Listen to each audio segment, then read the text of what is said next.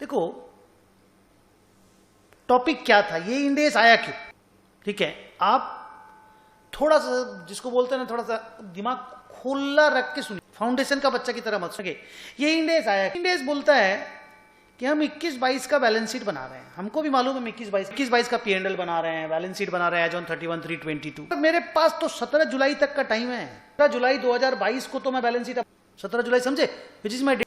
तो मेरे अगर इस 3.5 महीना में कोई इवेंट होता है जिसके बारे में मुझे शेयर होल्डर को बताना लगता है कि मुझे बताना चाहिए, it be unconnected to the preceding year, may it be connected, I am least concern whether कि ये पिछले साल से कनेक्टेड है या कनेक्टेड नहीं है।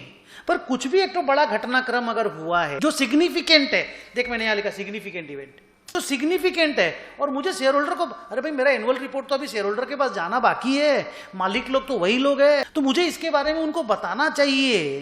तो क्या रॉन्ग थिंकिंग है? और एनुअल रिपोर्ट से बढ़िया चीज क्या हो सकता है मुझे मेरे शेयर होल्डर को कंपनी के बारे में बताना? अगर मुझे बताना चाहिए तो उसके लिए एक इंड एस 10 डिजाइन किया गया कि हाँ भाई खुला बताओ, कोई प्रॉब्लम नहीं है, हम तो चाहते हैं कि आप बताओ, so that share holder becomes more informed. Yes और नो आप मुझे बताओ, ये थॉट प्रोसेस कैसा है, रॉन्ग है या राइट है?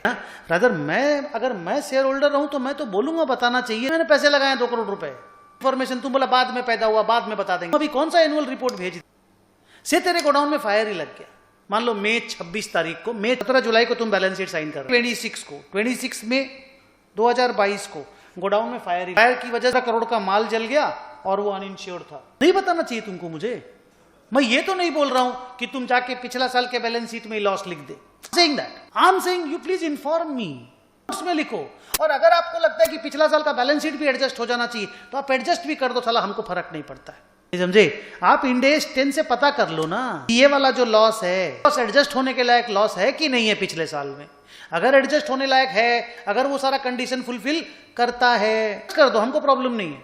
आपको लगता है नोट्स में देने लायक है तो आप नोट्स में दे दो, लेकिन हम चाहते हैं कि एक बार आप उसको इज्जत तो दो, उस बात को ध्यान तो। हाँ, अगर आपको लगता है कि सर ये तो एडजस्ट करने लायक भी नहीं है और नोट्स में देने लायक भी नहीं है, छोटी मोटी बातें हैं सर, 15,000 का चोरी हो गया, 1200 रुपया कहीं गिर गया, तो छोटी मोटी बातें हैं सर, इनसिग्निफिकेंट है। इनसिग्निफिकेंट तो आप मत बताओ, कोई प्रॉब्लम नहीं है, जिसका इंपैक्ट मटेरियल नहीं है। तो मैं बार बार बोलता हूं ना कि इमटेरियल बात, इररिलेवेंट बात का पुलिंदा 200 पेज का बनाने से जाने, लेकिन मटेरियल बात कुछ भी छूटना नहीं चाहिए।